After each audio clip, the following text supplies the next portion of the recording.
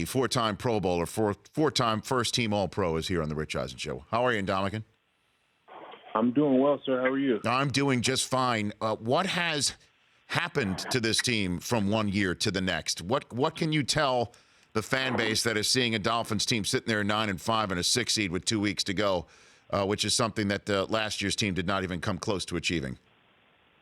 Well, we've had continued support from our fans, so that's always appreciated, especially with our last couple home games that we've been able to have a lot of success with. Unfortunately, which we didn't at the beginning of the year, but overall, from a team perspective, we've just figured it out. Obviously, great coaching has come in, starting with Adam Gase, and then on my side of the ball with Vance Josephs, and kind of going from there. But guys have understood what their tasks are and just implementing and being executors when they get in the game. And really our biggest theme right now is taking one game at a time and the next man up, because unfortunately in this league, everybody's going to deal with an injury at some level at some point in time, and guys got to take their opportunity to make the most of it.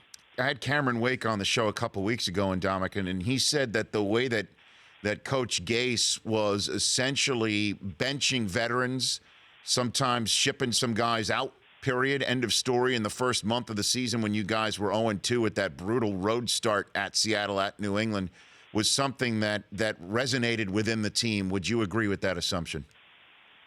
I would definitely agree with Cam in that assumption. And really the fact of the matter is that this is a league that you got to understand. You got to be productive at all points in time. And I understand as a veteran and even as a young guy that I always got to continue to prove that I deserve and I've earned that spot to be a starter, and then as well as be a player that can be on the field at all levels of the game. So if you're not producing, you got to move on to the next guy, and hopefully that guy can come in and be productive. And then what you end up creating is that you have a whole team of competitive guys that are going to strive for the best, and that's where you become a dominant defense, a dominant offense, and overall a dominant team. But all that said, I mean, Adam Gase isn't the first coach to come into a new team and try and put his stamp on it by doing things with the roster. He needs star players like yourself to buy into it. Why have you bought into what Coach Gase has been selling? Coach Gase has got a great personality, and he's a fun and lovable guy and very competitive. And so as we started out very early, having a lot of conversations right when he was hired, we just built a bond and I understood his vision, and it's easy to understand somebody's vision when they lay it out on paper for you and take the time to do that. And so really from the very start of everything, understanding his vision, where he wanted to go, how he wanted to build the team.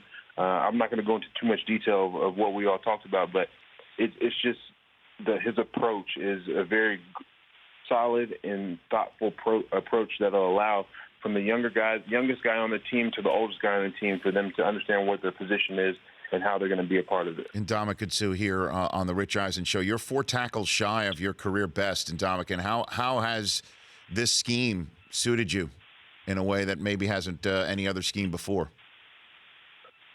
Vance and the coaching staff, especially Washburn and Terrell Williams, my defensive line coaches, have put me in great positions to be successful. And I think my numbers are a small reflection of that, but overall just how this defensive line is coming together as a unit. And I think this is something that we got to continue to build off, especially if we want success on that side of the ball. As we've had multiple injuries in the secondary and even in our linebacking core. So I'm excited and looking forward to the many years of playing with them. But first and foremost, I'm excited to finish out this year strong with our last 2 games against Buffalo and New England, and just continue to show our growth as we go. You guys talking Super Bowl? Those words get thrown around in your locker room, Ndamukong? We talk about the next game up, which is the Buffalo Bills. Obviously, guys have aspirations to get to the Super Bowl, and I would love to get there, and I think we have the talent and the group to do it. But at the end of the day, we just got to focus on what's the first piece at hand in front of us, which is Buffalo. And if we take care of them and move from there and take care of New England, I think we'll set ourselves up to make a nice little run to get to where we want to be and have our team goals met. And you keep saying next man up. I mean, Matt Moore hasn't been the next man up in darn near 5 years, and he threw for 4 touchdowns on Saturday night. What'd you say to him after the game? Man, I'm not surprised at that. Matt is a very competitive guy, and he's been around the league for a very, very long time. I get a chance, and I have a good relationship with Matt. I get to talk trash to him all the time, when we're in practice, because he does us favors, and obviously when Tannehill's the starter and goes against us, which helps us on the defense side of the ball.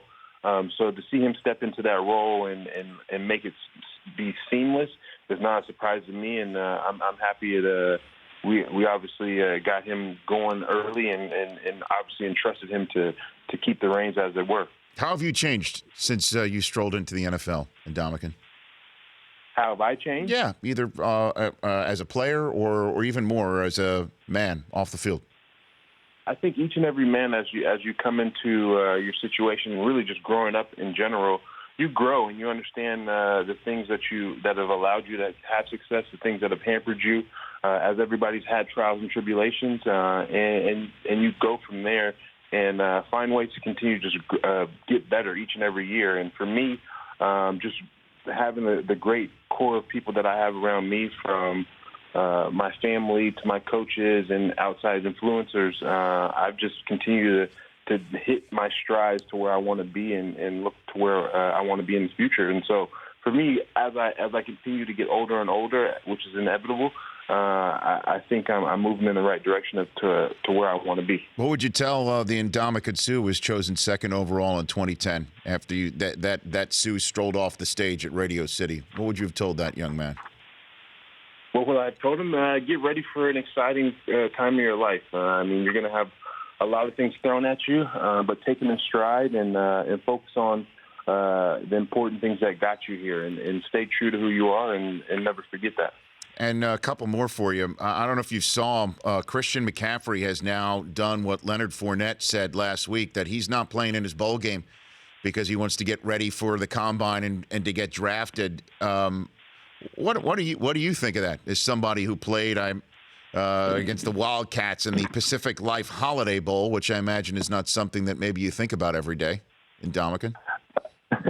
No, it's funny you bring that up, though, because I definitely remember that like it was yesterday, and I enjoyed that bowl game, and I enjoyed that last opportunity, to play with my college teammates, and it's exciting to be able to go out there and experience this festivities. We got to go to the zoo. We got to go have a bunch of fun, all the little dinners, all the different things that we get to do because it was in San Diego, and I didn't come out till I think Bo Pelini had to yank me out of the game with 2 minutes left because I just was excited to play, and we're beating them 35-0. So I'm not a huge fan of it, but at the end of the day, it's to each person and what they feel is best for them.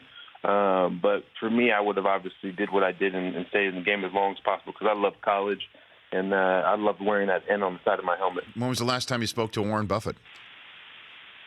Warren was at my last home game, so he was here last week and had a great conversation with him and all the great people in his office, as they usually have made it an annual trip to come visit me for a game. So unbelievable. I love having an opportunity to have a great relationship with him and spend time with him because he's got an extremely busy schedule. Does he handle your money? Is he your money guy?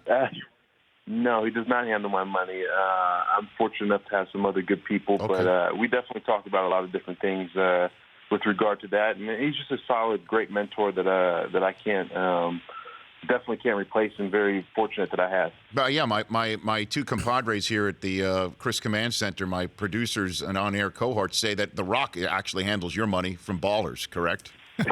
They point that one out. Yes. Yeah. View the show, he does. But no, The Rock's a good man, and I had a lot of fun with him on Ballers, and look forward to doing things with him in the future. And Ndamukong, thanks for the call. No, you don't do this very often. Really appreciate it. No problem. Look forward to speaking again soon, and have a great day. You too. That's Ndamukong Suh of the 9-5 Miami Dolphins, getting set to go for a 10th win. The Rich Eisen Show, weekdays at noon Eastern on Audience.